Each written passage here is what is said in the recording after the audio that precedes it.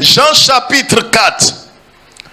Jean chapitre 4, nous revenons dans l'histoire de cette femme samaritaine avec Yeshua Hamashiach.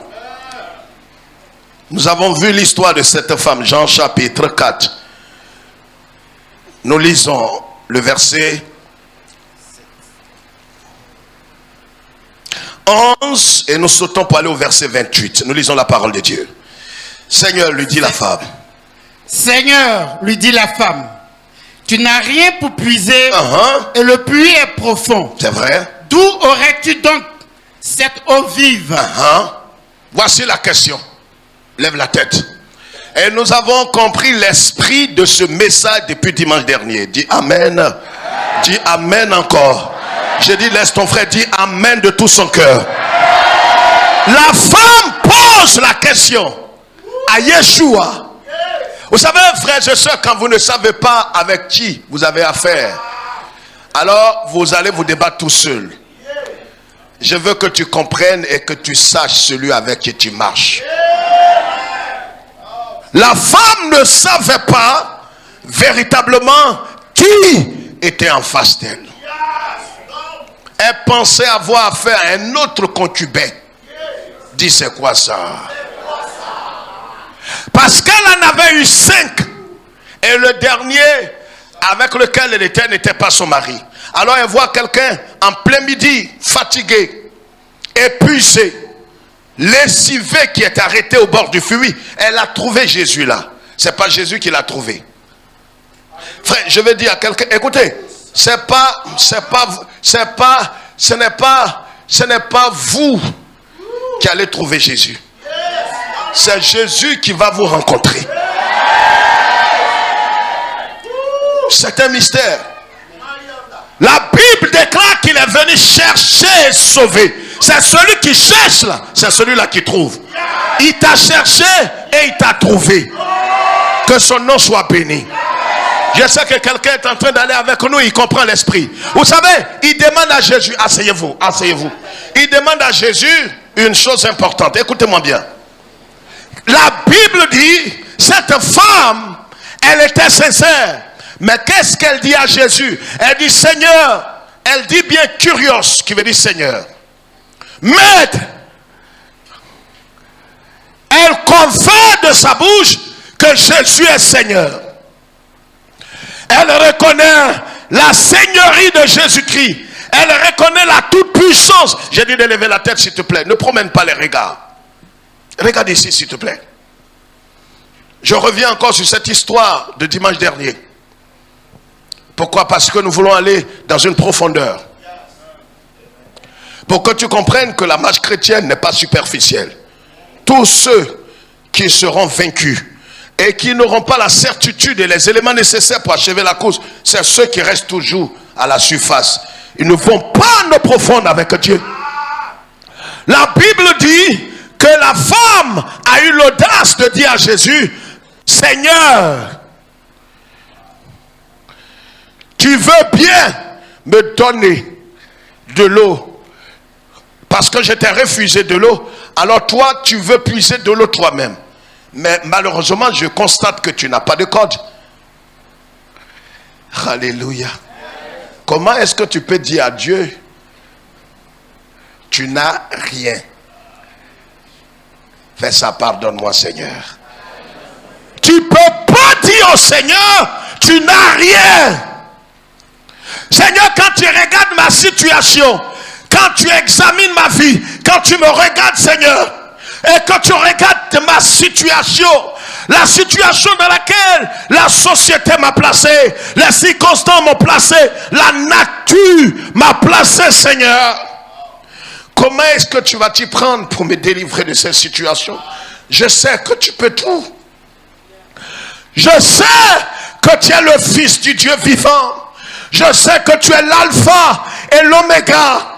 Mais comment tu vas t'y prendre?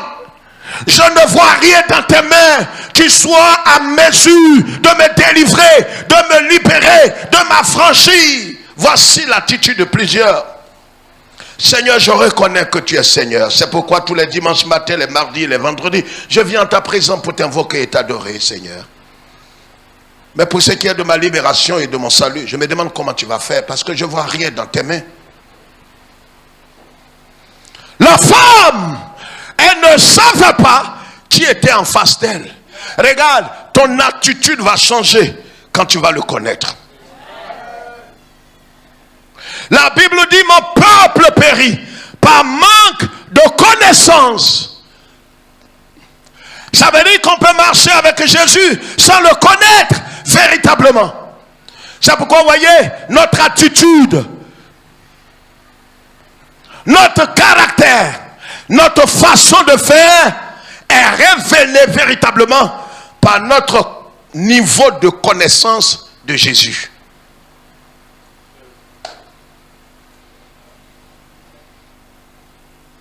Notre altitude est étroitement liée à notre degré de connaissance de Jésus. La femme ne savait pas qu'elle ne savait pas que celui qui était en face d'elle n'avait pas besoin de corde parce que lui-même, il est de l'eau vive. Il n'a pas besoin de puiser. Il est lui-même eau de vie. Il n'a pas besoin de corde pour puiser de l'eau parce qu'il est de l'eau de vie. Je vais te rassurer ce matin que celui en qui tu as placé ta confiance, il a les capacités surnaturelles, il a les pouvoirs, il a l'autre. Oh, est-ce que je parle à quelqu'un ce matin? Ne promène pas les regards, ne sois pas inquiet. Jésus a les ressources nécessaires pour te conduire jusqu'à bon port. C'est pourquoi la Bible dit, selon sa richesse, il pourvoit à nos besoins, pas selon la richesse du pays, mais il pourvoit à nos besoins selon quoi? Selon sa richesse. Jésus a sa richesse, il a sa capacité. Il dit à la femme, si tu savais celui qui te parlait. C'est pourquoi ne regarde pas et ne cherche pas, ne t'inquiète surtout pas. Jésus a les moyens pour te sortir de là. Voyez, frères et sœurs, les disciples, lève la tête madame, les disciples, une fois Jésus avait multiplié le pain, et la deuxième fois, ils étaient en route quand ils ont dit à Jésus, maître, nous n'avons pas pris de pain. Il leur a dit, homme de peu de foi. La dernière fois où j'avais multiplié le pain, est-ce que vous êtes venu avec du pain depuis la maison?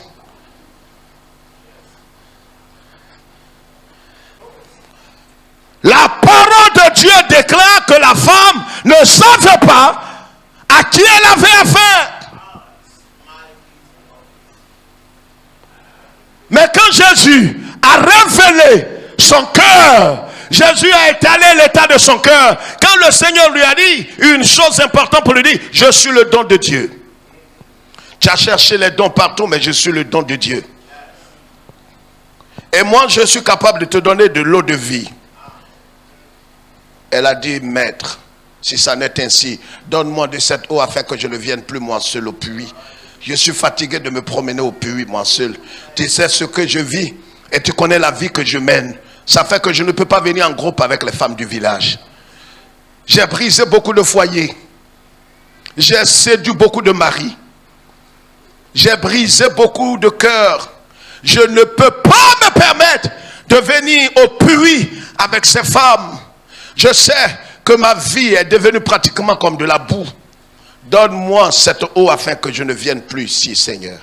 Jésus lui a dit, je veux bien. Mais tu vois, avant de te donner cette eau, va chercher ton mari. Elle dit, mais en vérité, je n'ai pas de mari. Jésus lui a dit, si tu le dis, tu dis vrai. Parce qu'en vérité, tu en as eu 5. Et le dernier avec lequel tu es n'est même pas ton mari. La Bible dit qu'elle va vouloir détourner l'esprit de Jésus. Jésus va ramener cette femme dans le droit chemin. Écoutez-moi très bien. Je voudrais aborder quelque chose de très fort et essentiel dans la marche chrétienne ce matin. Le thème que je voudrais partager avec vous Je l'ai moi-même intitulé « Les signes d'un toucher divin intérieur ». Les signes d'un toucher divin intérieur. Frère, la parole de Dieu déclare en 2 Corinthiens chapitre 5, le verset 17 et suivant, que en vérité, si quelqu'un est en Christ, si quelqu'un est en Christ, pas si quelqu'un est dans l'église évangélique, pas si quelqu'un a imité des langues dans l'église, pas si quelqu'un a fait la réforme de sa vie, a marché comme les évangéliques, parlé comme les évangéliques, a ri comme les évangéliques, connaît toute la Bible et les versets bibliques. Mais si quelqu'un est en Christ, cette personne qui a été introduite en Christ devient une nouvelle création. Les choses anciennes, les liens ancestraux, les malédictions générationnelles, le cordon ombilical de sa mère, de son père, de ses aïeuls sont passés et cet homme est devenu une nouvelle création. Écoute-moi surtout avec les deux oreilles, tes deux oreilles. Parce qu'on rentre dans un commerce honteux, apprécié par des gens qui sont nés pour se perdre. Vous savez, quand tu es mal né, mal affermi, tu raffoles des choses qui vont avec l'état de ton âme. Écoutez entre les lignes.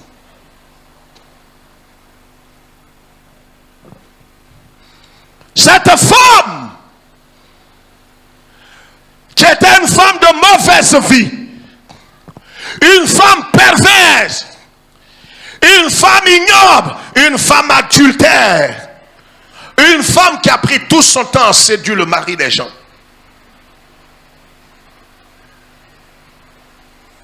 Une femme qui a pris tout son temps à briser des foyers. Une femme qui a été marginalisée.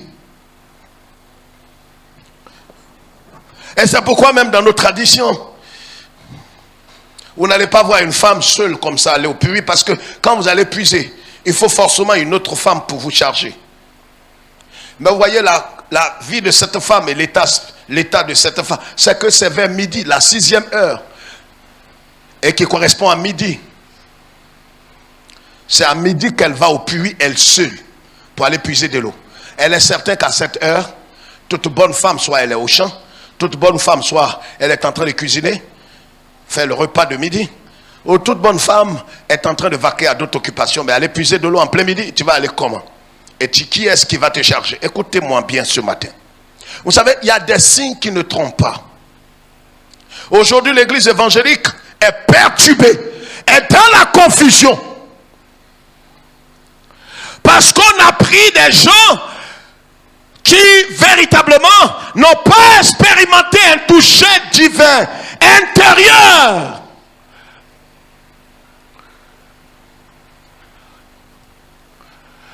N'ont pas expérimenté la repentance, n'ont pas expérimenté la conversion authentique, parce que la conversion authentique est suivie des signes tangibles, manifestes.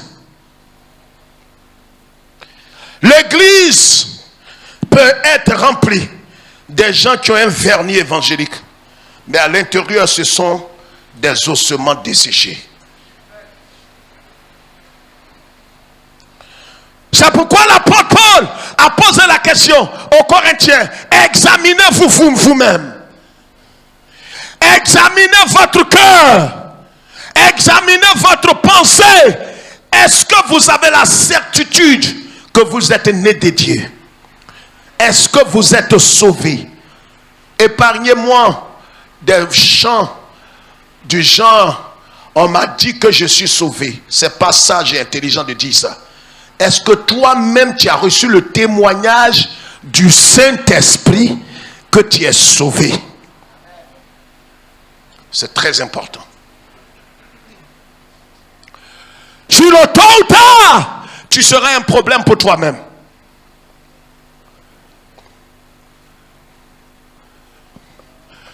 non seulement tu seras un problème pour toi-même, mais tu auras des ennuis et tu seras un problème pour les autres. Cette femme a subi quelque chose. Écoutez-moi attentivement. Voyez, plusieurs suivent Jésus. Pas parce qu'il y a eu un toucher. Pas parce qu'il y a eu une rencontre divine. Pas parce que le Seigneur les a saisis. Il y a un vieux cantique que nous chantions à l'époque. Saisi par le cri Jésus, je cours droit, tout droit vers le. Pour lui, j'ai tout.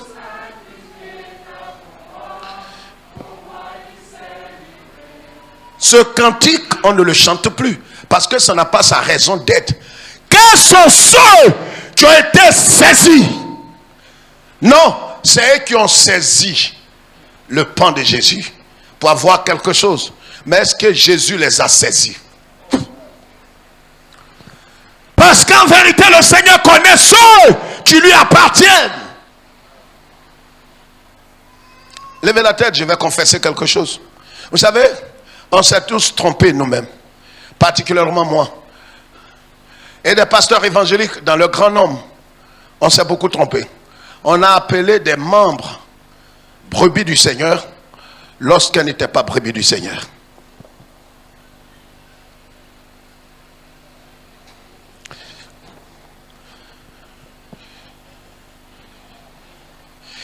Jésus a eu confiance à un certain Judas. Il a eu tellement confiance qu'il a donné le titre d'apôtre, le plus grand titre dans les 5 dons ministères. Il était certain que Judas avait des attitudes intérieures. Parce qu'avant d'aller choisir les 12, la Bible dit qu'il a passé du temps pour prier. Il n'a pas choisi Judas par hasard. Il a choisi Judas parce que Judas avait des aptitudes de quelqu'un qui aimait Dieu, qui allait suivre Dieu, qui allait servir Christ. Écoutez-moi bien. Mais dans le cheminement, Judas s'est détourné de Jésus. Il avait le meilleur pasteur, le meilleur prophète, le meilleur sacrificateur. Cela n'a pas empêché Judas de se détourner de la voie éternelle. Vous pouvez avoir un bon pasteur, un bon berger, un bon ouvrier de cellule, mais cela ne vous garantit pas le ciel.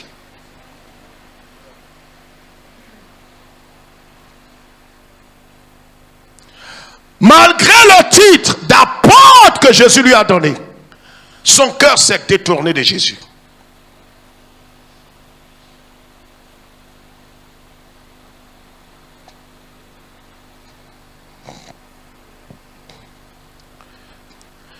Il y a 3-4 ans en arrière,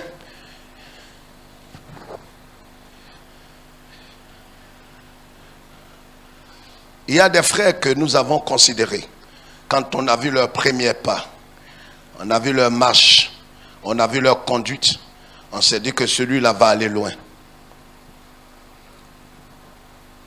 On les a appelés, ils ont été baptisés. Pour certains, on leur a confié des tâches. Mais on avoue que on s'est trompé. Parce que celui à qui vous confiez une tâche et un titre, à la fin, il se révèle comme quelqu'un qui n'a jamais été converti. Et pourtant, il a montré patte blanche.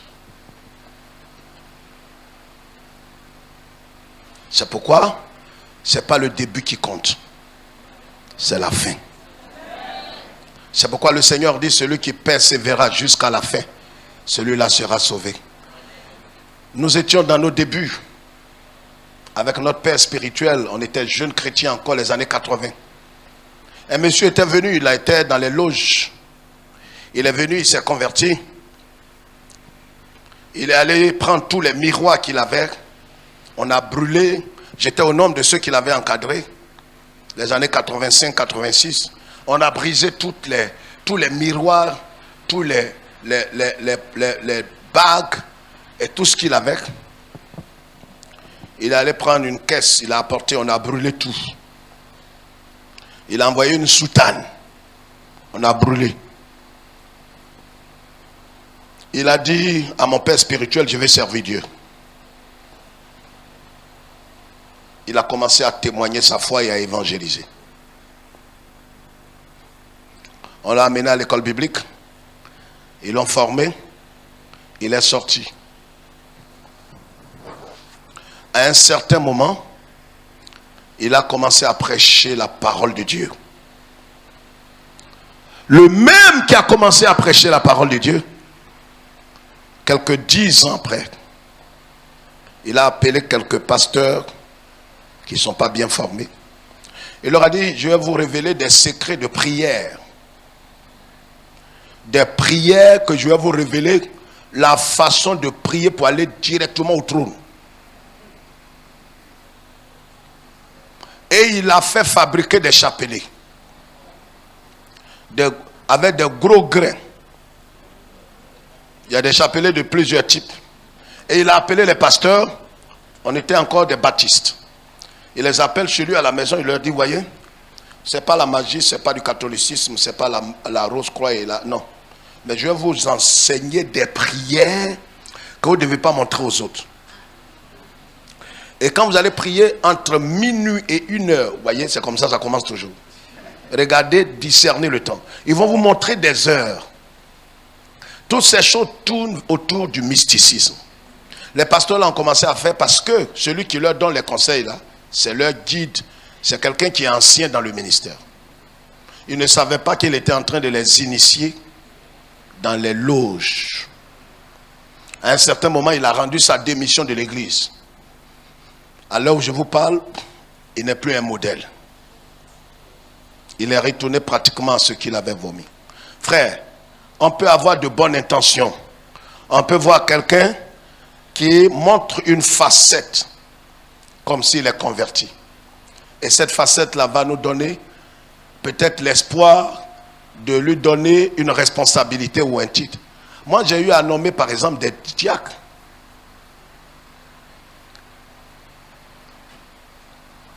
Mais qui, quelque temps après, on s'est rendu compte qu'ils n'ont jamais été convertis. Comme Judas. Il y a 4 ans en arrière. Mais il y avait des gens qui n'étaient pas dignes, qui sont là aujourd'hui.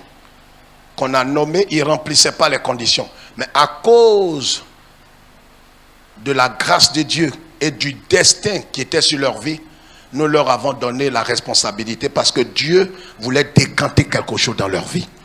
Et ces gens ont été propulsés par cette action prophétique dans leur vie. Cette femme, il y a des signes qui montrent et qui ne trompent pas. Au verset 28, regardez. Verset 28 du même chapitre.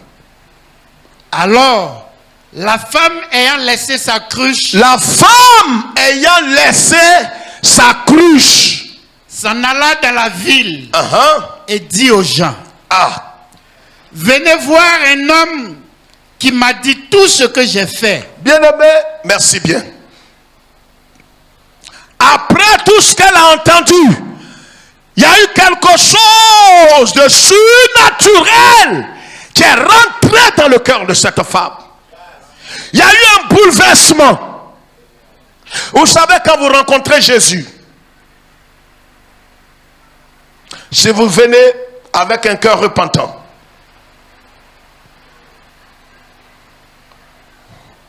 et que vous écoutiez sa parole, il y a quelque chose de surnaturel qui va se produire dans votre cœur. Frères et sœurs, laissez-moi vous dire que c'est là que commence la conversion. Et ce acte-là, beaucoup ne l'ont pas expérimenté. Je parle d'un toucher. Je ne parle pas de quelque chose d'extérieur. Peut-être tu es tombé en transe. Peut-être tu as vomi des choses, c'est bon. Mais je parle de quelque chose de surnaturel qui a pénétré le cœur, qui est entré dans sa vie, qui est rentré dans son esprit, qui l'a amené à reconnaître son état et à s'en détourner. C'est là la vraie conversion. Et si cette vraie conversion n'a pas été expérimentée, tout ce que vous allez bâtir n'est que du mensonge.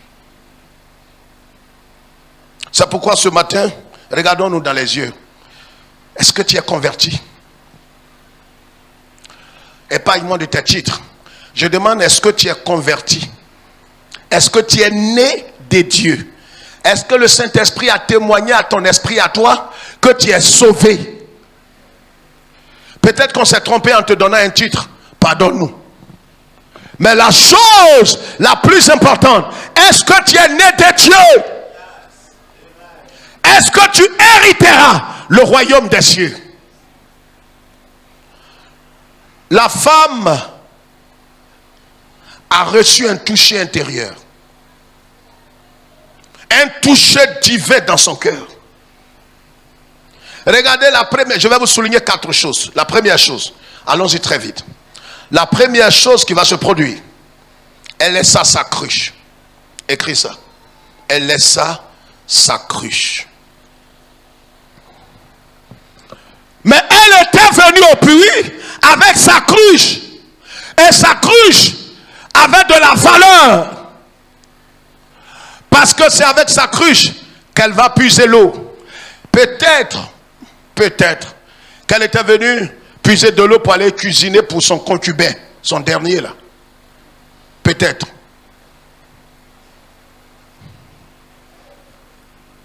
Vous savez, quand vous volez le mari de quelqu'un, vous avez un calendrier qui est bizarre.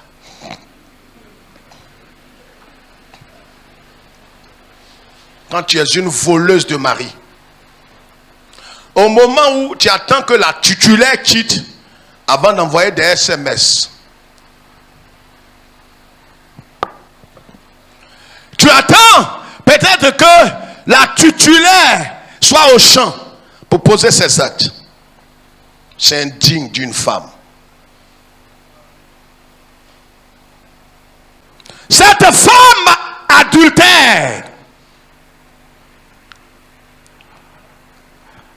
quand le toucher de Dieu a pénétré son cœur, vous savez, quel que soit ton niveau, quel que soit ton degré de pécheur, quand le toucher divin a pénétré ton cœur, la conversion est instantanée. Je dis, je ne parle pas de transformation. La conversion est instantanée. La femme a laissé sa cruche. La cruche qui avait de la valeur. La cruche qui était son honneur. La cruche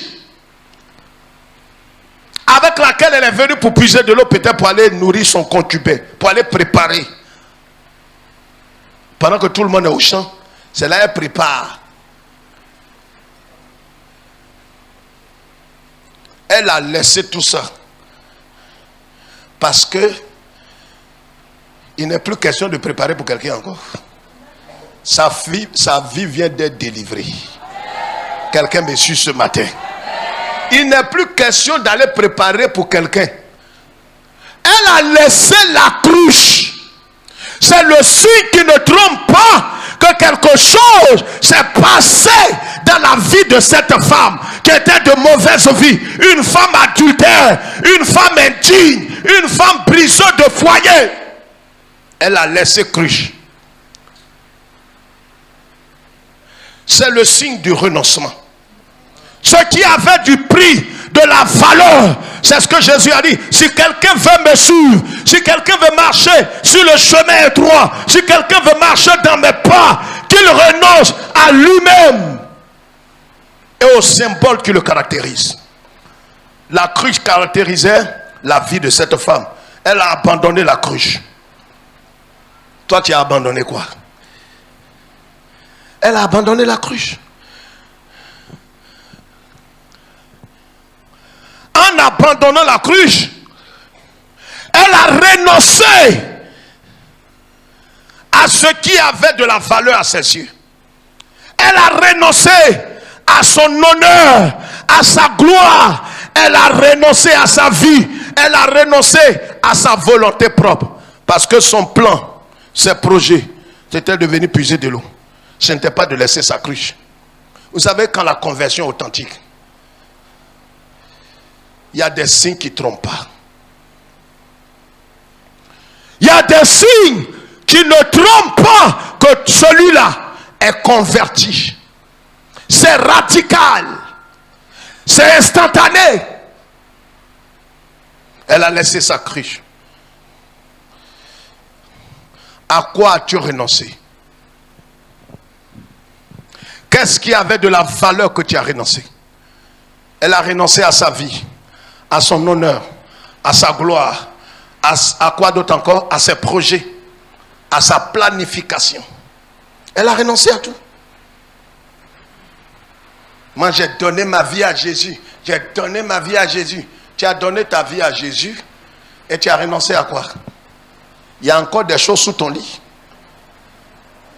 Tu es encore esclave des films de Bollywood ou de Nollywood. On est encore esclave. Je n'ai pas dit de ne pas regarder, mais esclave. Toi, tu peux laisser le film pour venir au culte du soir. Tu es converti. Elle a laissé sa cruche.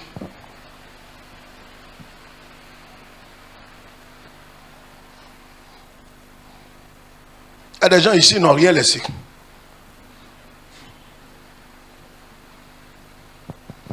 Des objets que des adultères lui ont donnés, c'est encore chez elle. Des pailles, en commettant le péché, ce qu'elle a gagné, ça est chez elle. Des habits, des pantalons que ses maîtresses de péché lui ont enseigné. Ça est. Quelque chose que tu as reçu dans le péché, véritablement, quand tu as rencontré Jésus, tout ça tu jettes. Le problème est que ce n'est pas que l'habit est mauvais, mais l'habit là, c'est en commettant adultère que tu as eu ça. C'est pourquoi n'allez pas prendre agent d'adultère, agent de sueur des fesses pour venir mettre dans l'offrande. C'est un jugement. Dieu va te punir. Tu peux envoyer ça ailleurs dans d'autres églises, pas ici. Tu vas commettre adultère, tu couches avec le mari des gens, on te donne l'argent, mange ça toi seul et sois jugé toi seul. Ne viens pas mélanger avec l'argent de peu qu'on a ici là. Et même si tu ne dis pas amen. C'est une seule personne qui dit amen. Amen. Si vous ne dites pas amen, et puis ça me fait quoi? Quand vous me regardez là, j'ai besoin forcément que vous dites amen. Ne dis amen que celui qui croit que c'est la véracité de la parole. Me regarde comme ça, bon. Donc, costume que ma copine m'a donné, jette ça, adultère, impudique. Amen.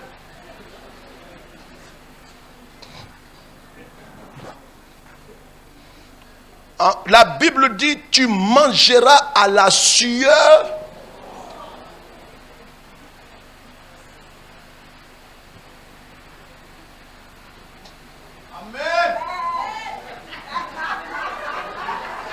Sueur des fesses, ça ressemble à front. Mais front n'est pas fesses. Les deux sont bombés. Chacun à sa place.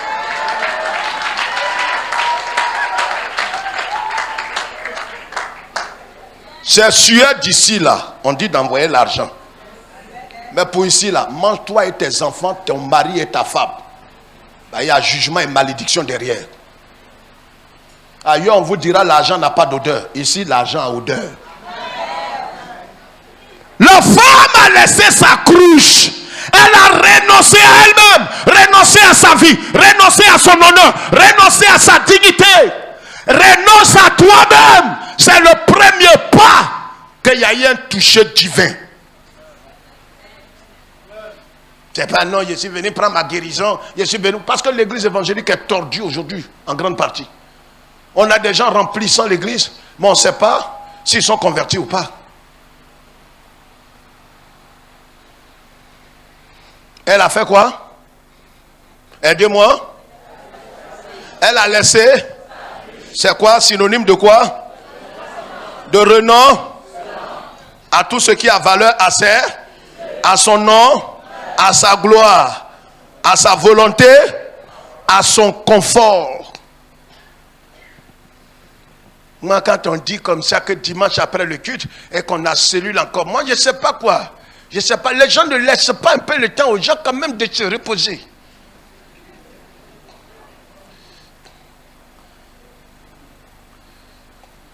Ça me fait pas rire. Ça montre qu'on s'est trompé à ton sujet.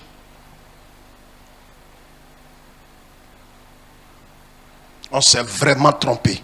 On regrette.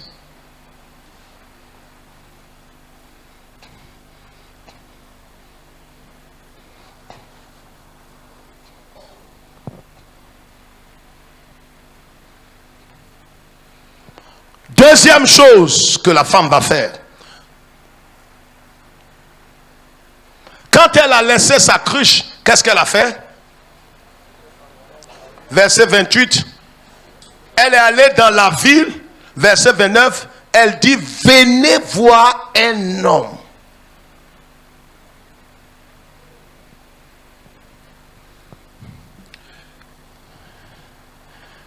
Écrivez ces 7 choses d'abord. Et je vais développer rapidement, en 5 minutes, rapidement. On a dépassé le temps. Donc la première chose que nous avons vue, c'est quoi? Un changement radical. Un renoncement. Deuxièmement, un abandon total de sa vie. De son ancienne vie. Troisièmement, manifester l'amour pour son prochain. Tu ne peux pas manifester de l'amour pour ton prochain si tu n'as pas pardonné à ton prochain. Si vraiment Christ n'a pas imprimé son caractère dans ton cœur, tu ne peux pas aimer ton prochain. Surtout pour tout ce qu'ils ont dit de toi quand tu étais dans cet état de péché. Quatrièmement, pardonner à nos ennemis et vouloir leur salut. Écrivez très vite.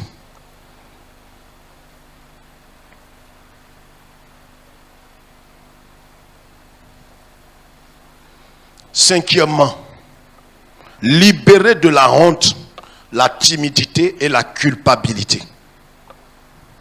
Ce sont des signes tangibles que quelqu'un est converti et qu'il est né de Dieu.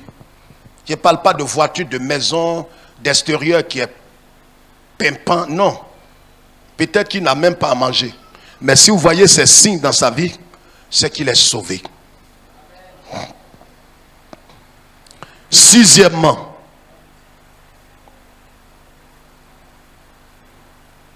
un caractère nouveau, reflétant le caractère de Christ.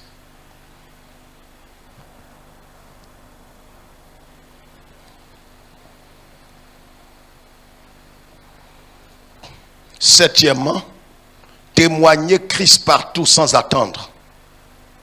Témoigner Christ partout sans attendre. Je reprends. Premièrement, j'ai dit quoi? Un changement radical, suivi de renoncement de sa vie. Deuxièmement, abandon total de notre ancienne vie. Troisièmement, manifester l'amour pour notre prochain. Quatrièmement, pardonner à nos ennemis et vouloir leur salut. Cinquièmement, libérer de la honte, la timidité, la culpabilité. Sixièmement, un caractère nouveau, reflétant le caractère de Christ. Septièmement, témoigner Christ partout sans attendre.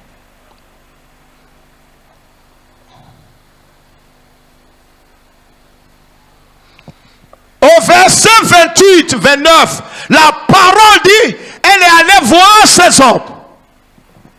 Les 7 choses que je vous ai citées, gardez-les.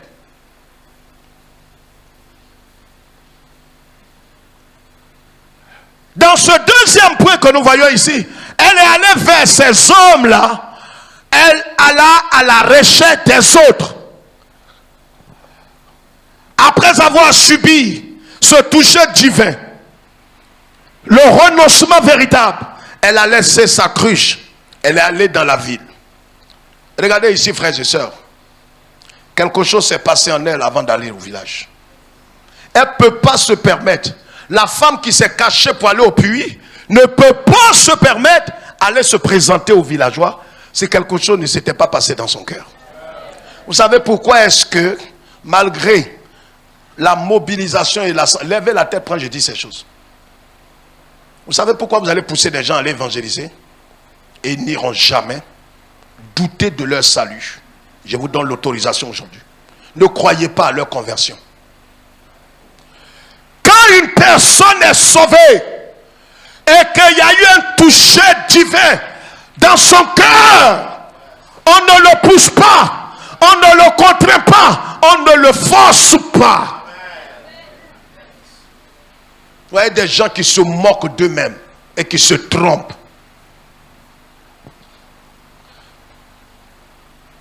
Pourquoi est-ce que cet homme ne pourra jamais inviter une personne et n'a pas de fille spirituelle, est un stérile, avéré, un vrai stérile spirituel, à couper? Il peut porter un titre honorifique, mais il n'a pas la vie. La femme là, le signe qui prouve qu'elle est convertie, elle est allée chercher les autres. Vous savez, quand Christ se révèle à vous, quand vous rencontrez Jésus, ou du moins quand Jésus vous rencontre, qu'il y a eu un bouleversement dans votre cœur, ce n'est pas quelqu'un qui vous dit d'aller témoigner. Témoignage, ce n'est pas j'ai eu 2 vélos la semaine. Amen. Ça, ce n'est pas témoignage.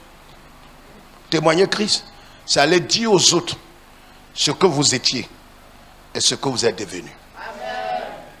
Si tu ne peux pas faire ça, je te dis aujourd'hui, 8 mars, il faut douter de l'esprit qui est en toi. Tu te trompes toi-même. La femme n'a pas été baptisée. Elle n'a pas été nommée. Elle n'a porté aucun titre. Elle a laissé la chose qui a plus de valeur à ses yeux au pied d'un inconnu. Pour aller dans le village, aller chercher des gens. La femme est allée chercher les autres. Venez voir. Elle insiste. Elle ordonne à ces hommes de venir voir. Elle persiste. J'ai trouvé l'homme, le Messia. Quelque chose s'est produit dans son cœur. Vous ne porterez jamais de fruits si vous n'êtes pas converti.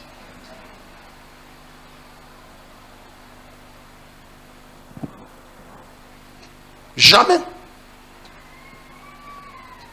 Tu es égocentrique. Centré sur toi, mes biens, mes affaires, ma maison, mon bien, ma maison, mes biens, mon foyer, ma femme, mon argent, ma voiture, mon argent, ma voiture, mes biens. Tu n'es pas un chrétien? Où est l'intérêt de Christ dans ta vie? La femme là, elle s'est cachée pour traverser le village.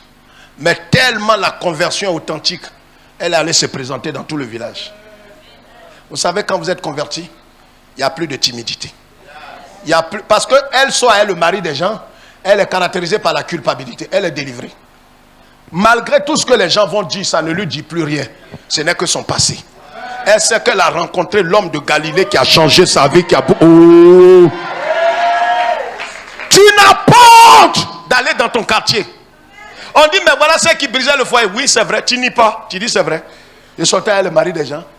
Oui, j'avais beaucoup de copines ici dans le quartier. Mais j'ai le plaisir de vous annoncer que je suis une nouvelle personne. Je suis une nouvelle personne. Elle n'a pas honte. Elle n'a pas dit, changez-moi de quartier. Non. Elle allait dans son village. Elle allait témoigner. Elle a été libérée de la timidité. Les gens croient que timidité, c'est un don spirituel. Va évangéliser.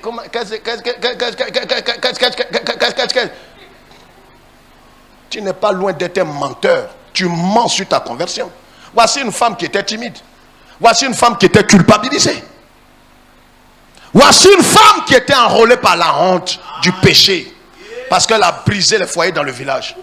Mais quand Jésus l'a saisie, le signe qui prouve que Jésus l'a saisi, et qu'il y a eu un toucher intérieur, elle est allée dire, sans honte, regardez, venez voir. On dit, Diantre a fait quoi en plein-midi? Regardez, venez voir.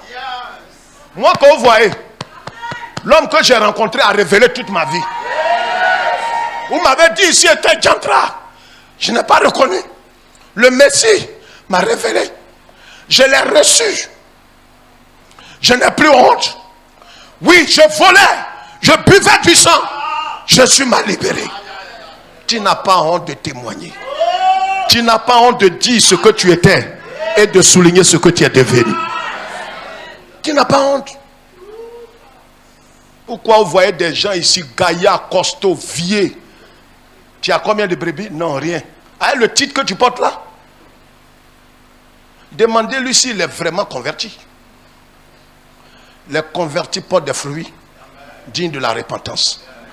La femme là, allée dans le village, aller chercher des gens. Vous savez, quand tu es né de nouveau, ces gens qu'elle est allée chercher là, l'ont accusé, l'ont traité de pute, de voleuse, de temps.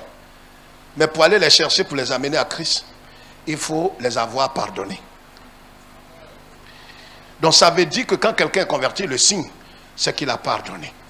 Il pardonne assez. Aidez-moi assez. Et non seulement il pardonne, mais bien plus. Il cherche leur salut. Il ne cherche pas à les maudire.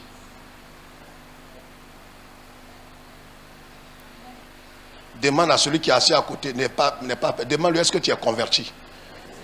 Demande-lui. Il ne faut pas, il va te frayer avec son titre.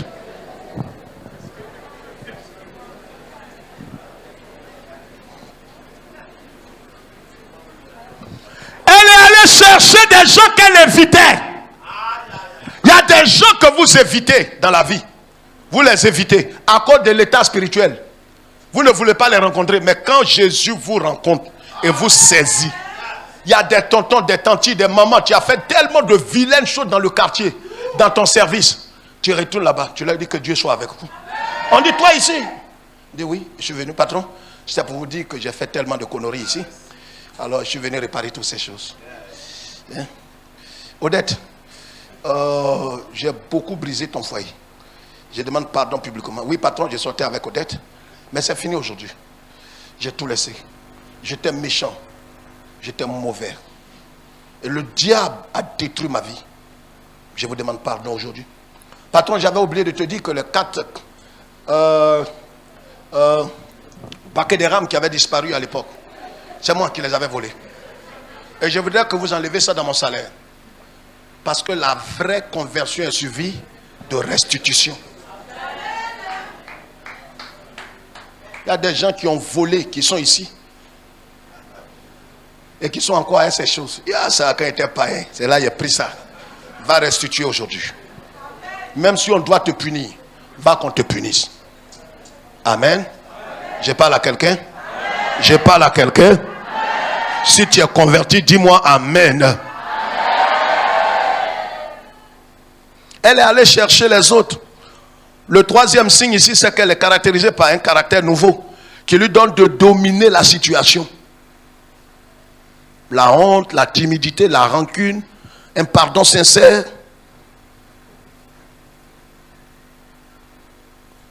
Le quatrième point, c'est qu'elle a insisté auprès de la population. Elle n'est pas leur dit, hey, vous là, vous m'avez traité de tous les noms ici. J'ai reçu le Messie. Hein? Donc, elle a insisté. Regarde, quand tu es né de Dieu, tellement tu apprécies l'amour de Dieu dans ton cœur que tu veux que même tes ennemis quittent leur position pour venir à Jésus. Tu insistes. On a insisté pour que toi tu sois là. Souvent, excusez-moi, hein, on a l'impression qu'on était parfait quand on nous a menés à Jésus. Moi, quand on m'a prêché l'évangile, hein, moi, quand on m'a prêché, j'ai pas hésité. Hein, j'ai pas hésité. Menteur. Menteur. Sois indulgent envers les autres. Ils t'ont dit non, retourne encore. Il te dit non, retourne encore. Jusqu'à ce que tu l'amènes à... Regardez, je termine avec cette histoire. Il y a un petit enfant, le fils d'un pasteur, plein à matin.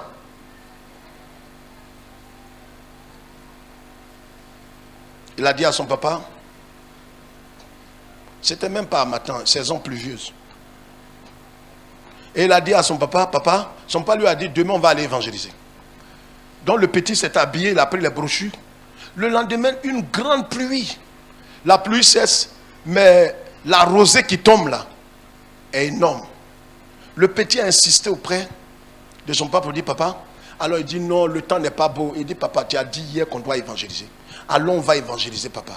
Il dit, mon fils, C'est pour ça qu'amenez vos enfants à l'école de dimanche. Quand tu seras affaibli, petit là va te relever.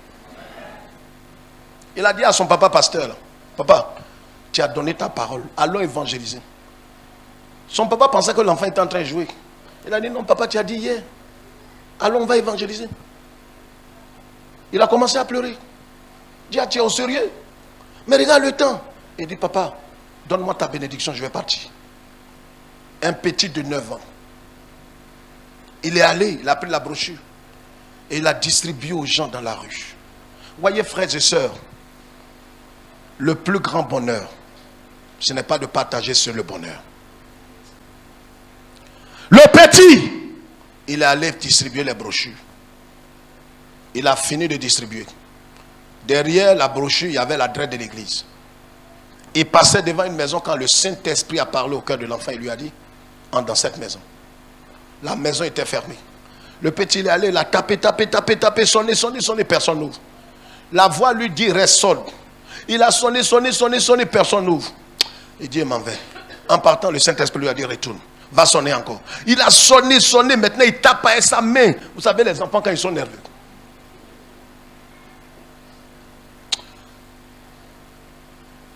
Au bout d'un certain temps, une vieille maman est sortie. Et quand la maman est sortie, elle a regardé l'enfant, lui a dit, qu'est-ce que je peux faire pour toi? Il dit, non, maman. Mais c'était pour te dire que Jésus t'aime. Et il m'a envoyé de te envoyer cette brochure. La femme a commencé à couler des larmes. La femme avait perdu son mari. Elle était déçue de la vie. Elle était en train de se suicider. Elle avait mis des tabourets, elle a mis la corde, elle a mis son cou dedans. Elle devrait se balancer. Quand le petit a sonné une première fois, il s'est dit, il faut que le petit arrête de sonner. Quand il va s'éloigner, elle va se suicider. Vous ne savez pas ce que vous faites rater le ciel en restant dans votre état de ne pas manifester et de témoigner votre amour envers quelqu'un. Le dimanche, la maman a trouvé le chemin de l'église. Elle est allée. Quand le pasteur a fini de prêcher, qu'ils ont présenté les âmes, elle était la seule qui a levé son doigt pour dire, je suis là pour la première fois. Mais je voudrais vous dire, messieurs, dames, que j'ai perdu mon mari il y a quelque temps en arrière. Je voulais mettre fin à mes jours quand ce petit ange est venu frapper à ma porte.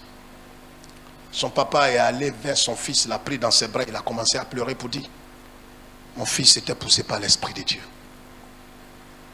Si vous êtes converti, vous n'allez pas vous focaliser sur votre personne. Il y aura des signes qui ne vont pas tromper. Votre amour pour votre prochain va pousser, va grandir dans votre cœur. Vous serez plus préoccupé par le bien-être des autres que votre projet.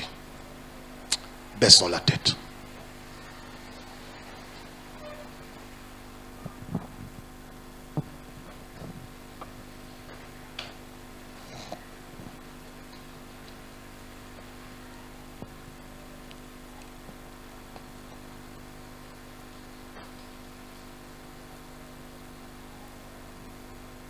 Entre tes mains, j'abandonne tout. Et si pendant qu'on chante, tu sais que tu n'es pas converti, mets ta main sur ton cœur et répands-toi et reçois Christ.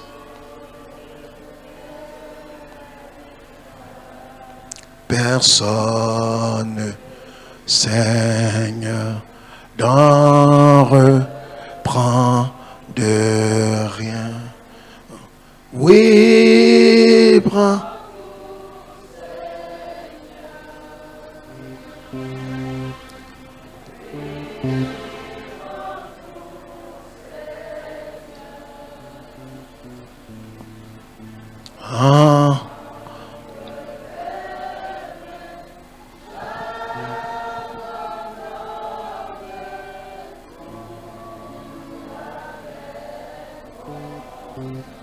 Seigneur éternel, nous nous remettons entre tes mains.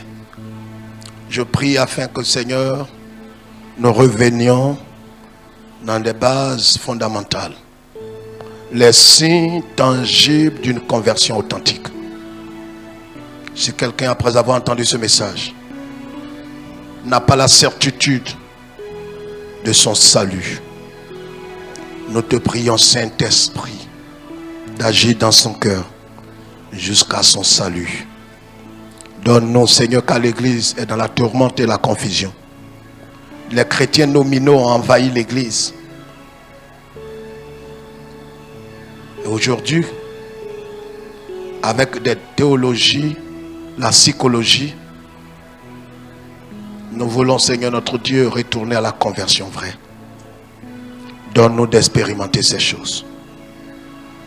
Et de révéler, de témoigner, de manifester notre amour vrai pour Jésus et pour notre prochain. À toi seul toute la gloire. Au nom de Jésus. Amen.